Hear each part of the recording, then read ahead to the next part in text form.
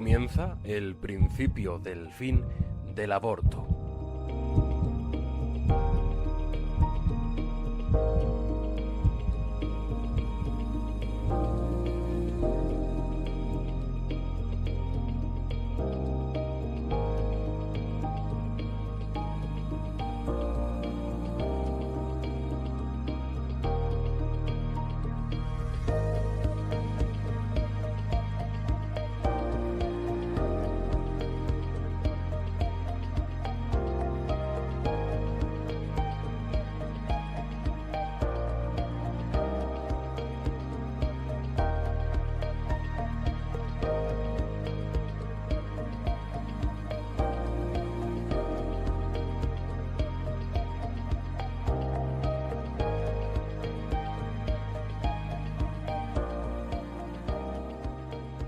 Estimados oyentes, hoy vamos a elaborar un programa especial de El principio del fin del aborto, en el que recopilamos para ustedes una ponencia organizada por jóvenes para jóvenes en la Universidad San Pablo CEU con la Coordinadora Nacional de 40 Días por la Vida España, Nayeli Rodríguez, a la que tendremos la ocasión de entrevistar en el próximo episodio habitual.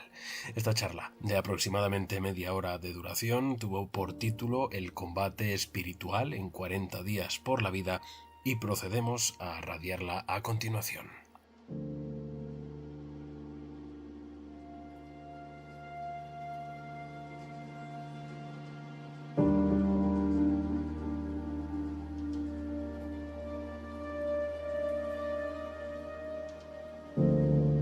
Bueno, el tema del que me han propuesto hablar es del combate espiritual que vivimos en 40 días por la vida. Y para entrar en ese tema me gustaría dar una breve introducción, espero que breve, para que estemos todos en la misma página, ¿vale? Entonces, bueno, si partimos de la premisa que la naturaleza humana, ¿no?, que el ser humano se compone de 3 dimensiones, de cuerpo, mente y alma, esto es una premisa, ¿no?, que nosotros sabemos, pero que no todo el mundo comparte, ¿no? Es una premisa que entiende que la naturaleza humana es perfectamente integradora, que está perfectamente integrada.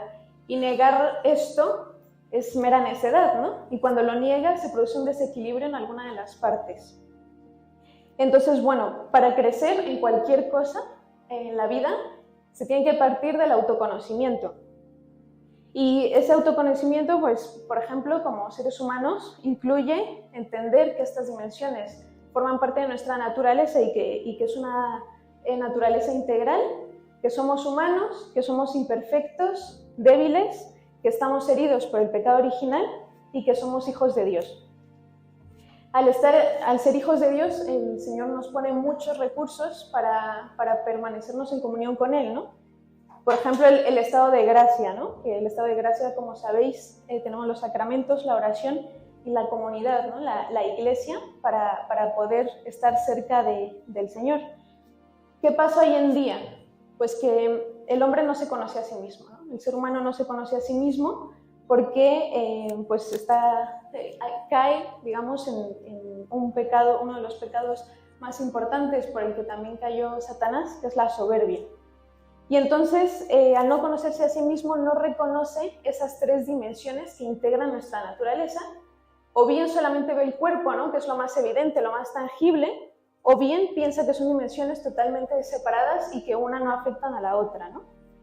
Además, el ser humano ya no es humano, ¿no?, sino que es Dios. No se considera imperfecto, sino cree que puede llegar a la perfección. Por ejemplo, vemos las corrientes transhumanistas, ¿no?, que precisamente piensan, ¿no?, que el hombre se pueda construir a sí mismo, aunque es una incoherencia enorme, ¿no? Y además no acepta la debilidad, ni al débil. Y tenemos, por ejemplo, ejemplos claros con la eugenesia, con el aborto, con la eutanasia. Tampoco entiende el pecado, niega que exista un pecado, porque la moral o la conciencia los considera mera represión, y tampoco, evidentemente, se considera hijo de Dios, ¿no?, sino que piensa que es Dios. Yo construyo la realidad, yo construyo la verdad, y esto al final es lo que nos está ofreciendo el mundo. Lo vemos todos los días con la bandera de la libertad. Lo vemos todos los días con la ideología de género, ¿no? Cada vez más. Pero la verdad es que no hay más tonto que el que se engaña a sí mismo.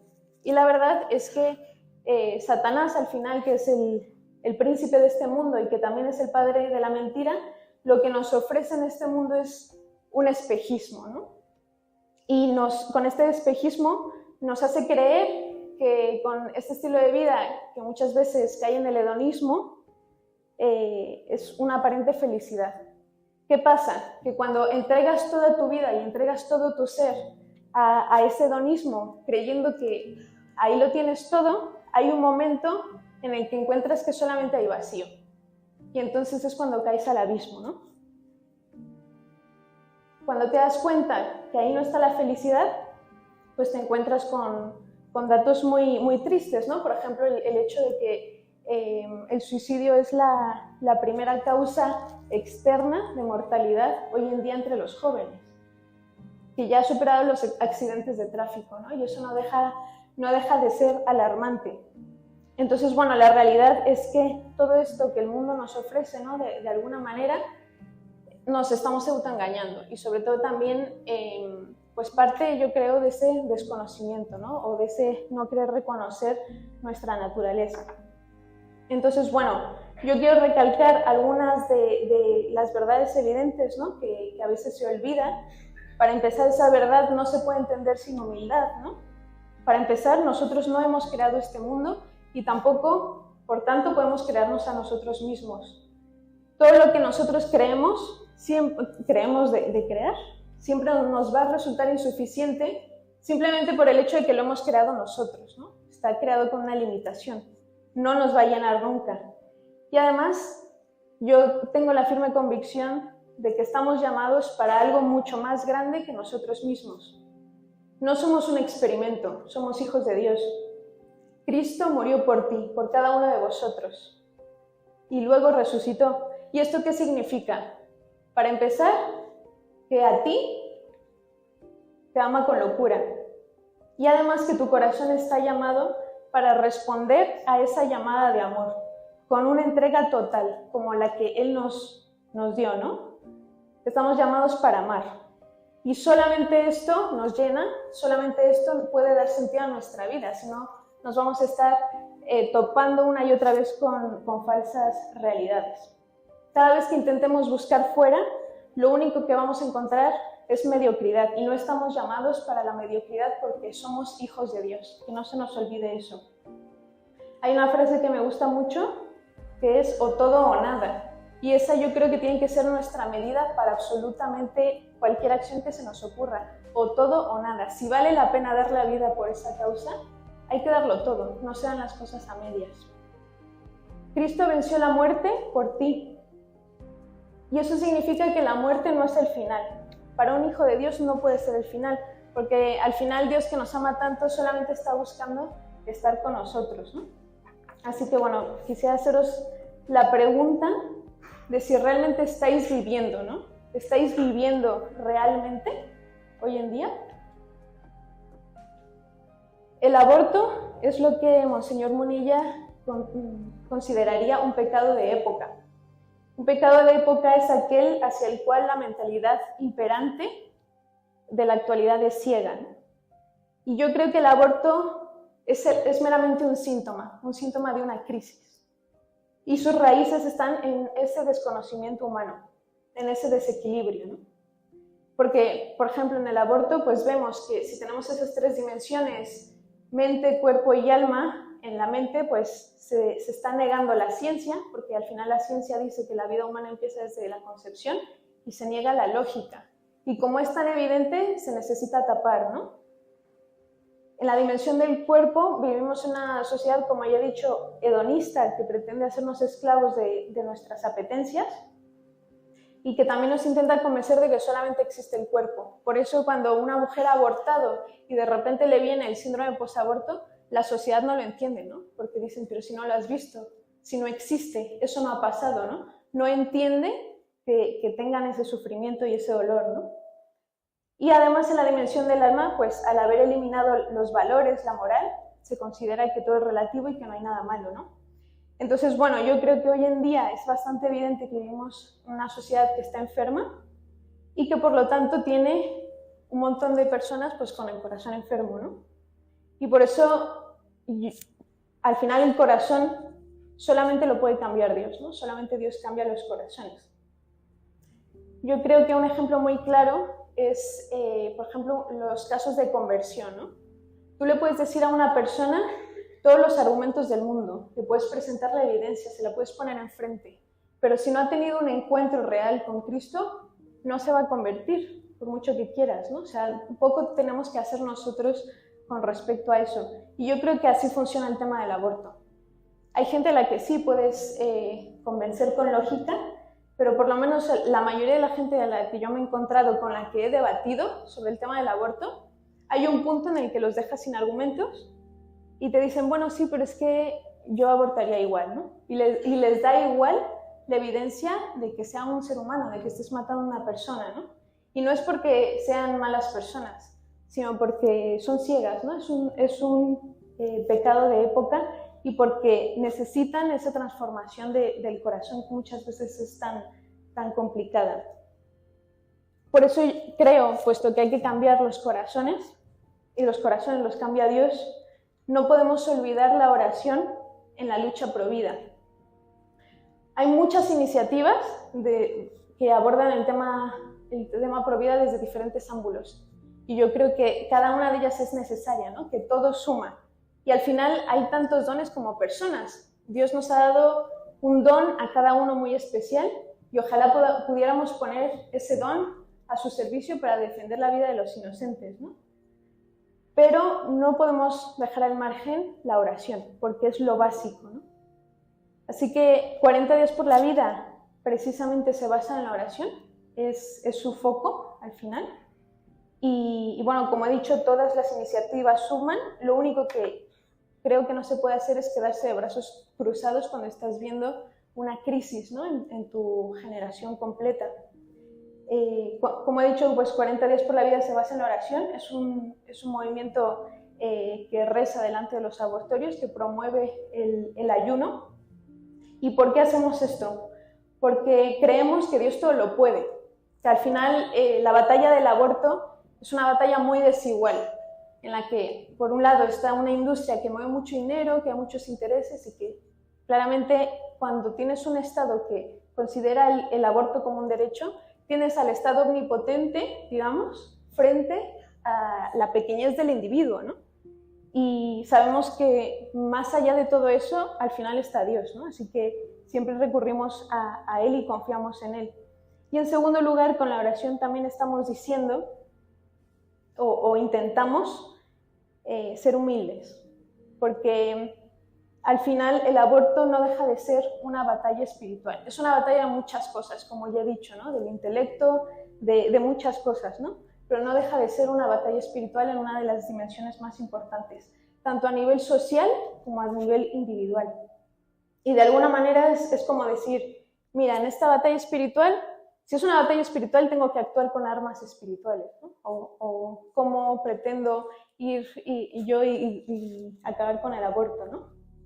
El aborto además es transversal, por desgracia es una crisis que afecta a muchas cosas, ¿no? Pues no solamente a la madre y el hijo, también al padre, aunque muchas veces se le invisibilice, a los sanitarios, a los políticos, a todos los cómplices del aborto, pues la amiga que va a acompañar, a su amiga que va a abortar, a los padres, ¿no? Que llevan a su hija a abortar, todos los cómplices, la gente que se lo calla, etcétera, ¿no? La sociedad en general está hoy tocada por el aborto.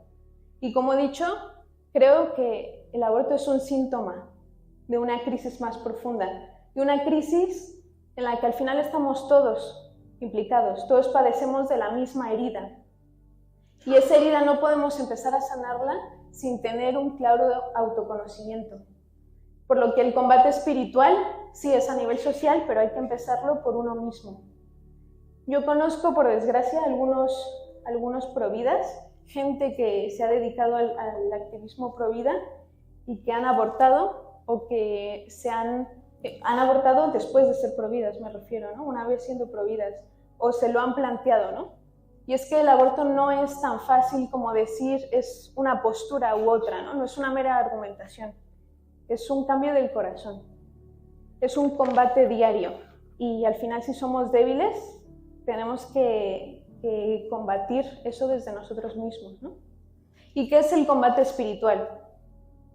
Básicamente es una guerra entre Dios y el enemigo, ¿no? Pero no olvidemos que Satanás es criatura, por lo cual nunca va a ser más que Dios, ¿no? Nunca va a poder más que Dios.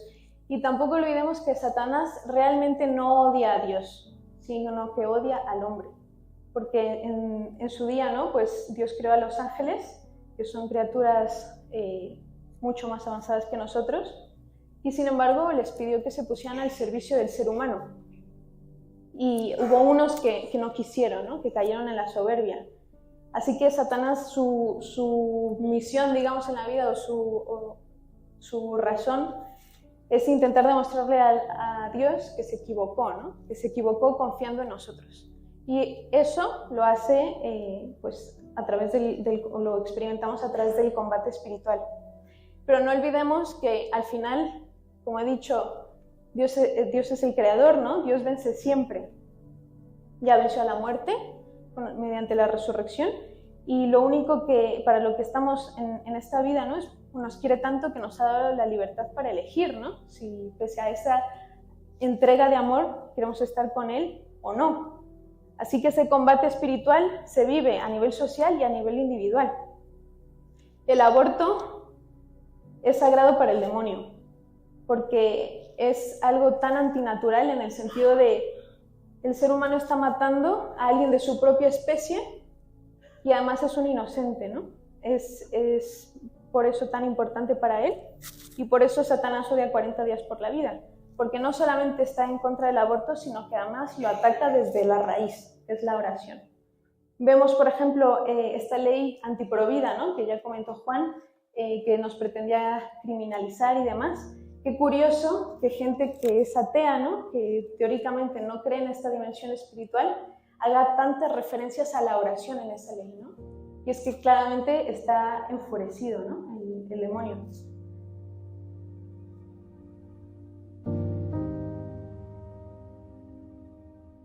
«40 días por la vida» es un movimiento internacional de oración y ayuno que tiene 3 pilares. Oración y ayuno, presencia pacífica delante de los abortorios y alcance comunitario. Entonces yo lo veo en todas las campañas, y es que viene una campaña y aparecen un montón de ataques, ¿no? De ataques espirituales. Así que para mí es muy evidente. Yo la verdad que no he sido tan consciente de esa batalla espiritual hasta que no lo he vivido en 40 días por la vida. Así que, bueno, una de las cosas que más me gusta hacer como coordinadora nacional es acompañar a los líderes, ¿no? Especialmente a los nuevos que empiezan. Entonces yo una cosa que siempre les digo es: qué alegría que dices que sí, ¿no? Gracias por tu confianza en el Señor, vas a ver que no te vas a arrepentir, pero te advierto que puede ser que de repente se acerque la campaña y todo en tu vida empiece a ir mal y no sabes por qué. La razón es esta, ¿no? Que estamos atacando lo que para el demonio es tan preciado. Así que les pido siempre que se mantengan muy fieles a la cruz, que se mantengan muy fieles en la oración, porque si cae uno, cae un montón de personas detrás. Me han tocado, pues, líderes que de repente se acerca la campaña, caen en depresión, humillaciones que les duelen muchísimo. Una, por ejemplo, una vez me llamó y me dijo: es que me llamó una tía para recordarme y echarme en cara algo que pasó hace 30 años, ¿no? O sea, dentro de las 1000 posibilidades, de repente se junta todo, ¿no? Dudas, crisis, de repente hay familias, ¿no? O crisis familiares que empiezan a aflorar y siempre empiezan antes de la campaña.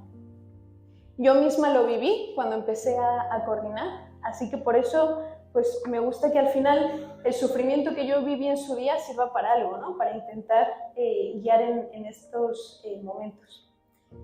Así que bueno, las tentaciones en el combate espiritual las vivimos todo el tiempo, en 40 días por la vida, y a diferentes niveles, ¿no? A nivel de campañas, de la campaña, pues te pueden venir tentaciones de: oye, mira, si haces esto, puedes hacer la campaña más grande, o de qué sirve que lo hagas desde la oración, o el aborto nunca se va a acabar, ¿no? La desesperanza, o incluso desviarse a hacer cosas que también son buenas, ¿no? Porque no siempre las tentaciones tienen el rostro malo, ¿no? No siempre tienen el rostro feo, sino que a veces tú puedes pensar, oye, pero es que esto también es bueno, pero es que a lo mejor no es a lo que te está llamando el Señor en esos momentos, ¿no?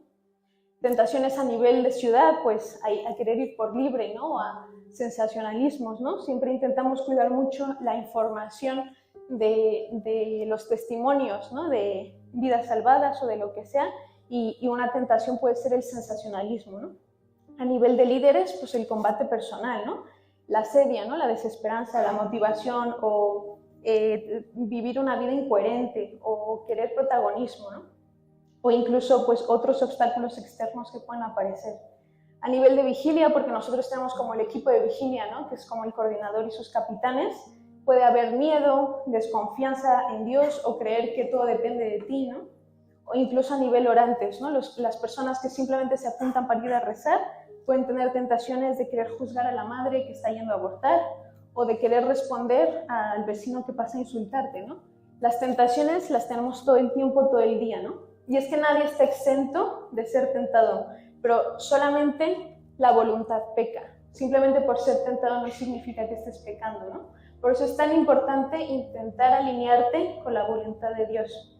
Y eso significa que es un camino difícil, que es un camino de cruz, pero también por eso 40 días por la vida pretende ser esa doble evangelización. No solamente ser testimonio para las personas que van a abortar o para las que están alejadas de Dios, sino una conversión para el propio organizador, ¿no? O el propio orante que está allí. Y por eso el discernimiento es clave. Al final yo creo que en ese discernimiento, pues Jesús es el Rey eterno, ¿no? O yo por lo menos lo veo así. Si tenemos una batalla espiritual, para mí Jesús es mi Rey y yo me considero un soldado a su servicio, ¿no? Un soldado a su servicio por amor, porque he tenido ese encuentro con Él, ¿no? Me considero soldado de Cristo y por eso intento, en la medida de lo posible, seguir su voluntad y no la mía, ¿no? Y a veces las decisiones son difíciles, ¿no? Pero creo que San Ignacio de Loyola nos dio una clave, ¿no? Que es el en tanto en cuanto, ¿no? Así que para mí es una brújula muy, muy útil, ¿no? Tengo una duda, no sé qué hacer con esto, pues en tanto en cuanto sirva para mayor gloria de Dios, ¿no? Así que bueno, la batalla espiritual es día a día, es elegir al Señor día a día, y al ser una batalla espiritual necesitamos arma y armadura para atender a la batalla, ¿no? Tenemos la oración, tenemos el ayuno, ¿no? La oración al final te lleva al silencio, ¿no? A salir de ti, que es un acto de generosidad. El ayuno, que aunque no está nada de moda, ¿no? Es renunciar a la carne, a lo que nos esclaviza, y cuanto más libre eres, más capaz eres de amar también, ¿no? Más libre, más dueño de tu voluntad. Y hay una anécdota que me gusta mucho, y es que en Valladolid, en esta última campaña, uno de los coordinadores había leído que en Estados Unidos aquellas ciudades que ponían más esfuerzo en ayunar tenían más rescates, ¿no? Y en esta campaña, pues él estuvo promoviendo mucho el ayuno, intentando concienciar a la gente sobre cómo ayunar, y en una ciudad tan pequeñita como Valladolid tuvieron 3 rescates en esa campaña, ¿no? Además muy, muy impactantes. Entonces esta batalla espiritual es real. También la dirección espiritual, ¿no? La verdad que tenemos un montón de recursos, tanto en 40 días tenemos a nivel personal como a 40 días gente que nos ayuda, ¿no? A discernir. Siempre recomendamos también estar en estado de gracia cuando acudimos a rezar, porque es lo que te da la fuerza para soportar las tentaciones, los sacramentos. Y bueno, también el hecho de estar en comunidad, ¿no? Tanto a nivel internacional como a nivel iglesia, ¿no? Y yo creo que una clave también es tener la clara convicción de que no estamos hechos para la mediocridad y que por lo tanto en esa batalla espiritual no puedes jugar con fuego, ¿no? Si tienes autoconocimiento de tus debilidades, tienes que huir de cualquier situación de tentación, ¿no? Por muy tentadora que sea o por muy difícil que sea, no te fíes de ti mismo, porque la verdad es que somos muy débiles, ¿no? Así que bueno, ser básicamente soldados de Cristo, ¿no? O todo o nada. Y bueno, no todo es combate espiritual, sino en ese combate recibimos muchísimas gracias. Tenemos esta ley que nos persigue, pero a la vez aparecen abogados profesionales, ¿no? Que son personas de Dios que no nos están cobrando nada y que sin conocerse entre ellos se han hecho muy buenos amigos, ¿no? Recibimos por un lado insultos, violencia, pero también recibimos gracias, recibimos gestos de cariño, soledad y humillación, sí, pero Dios nos da unión, nos da testimonios dentro de los propios orantes, nos da amistad, ¿no? Hay abortos, sí, pero hay vidas que se salvan, abortorios, pero trabajadores que renuncian, ¿no? Y hay pecados, sí, pero hay mujeres que han abortado y que acuden allí para sanar su herida, ¿no? Así que bueno, tenemos la clara convicción de que Dios lleva esta campaña, de que Dios lleva todo esto, pero espera de nosotros que lo demos todo, ¿no? La frase de San Agustín de reza como si todo dependiera de Dios, trabaja como si todo dependiera de ti, es muy real, ¿no? Así que bueno, ya para terminar, quiero deciros, jóvenes, que no tengáis miedo, porque tenéis una misión, cada uno de vosotros. Estáis llamados a ser soldados de Cristo porque sois hijos de Dios. No os conforméis con menos que eso. Y vale la pena dar la vida y ser vos de quienes no la tienen. Sois el presente y el futuro. ¿Y qué vais a hacer con vuestra parte de la historia? Muchas gracias.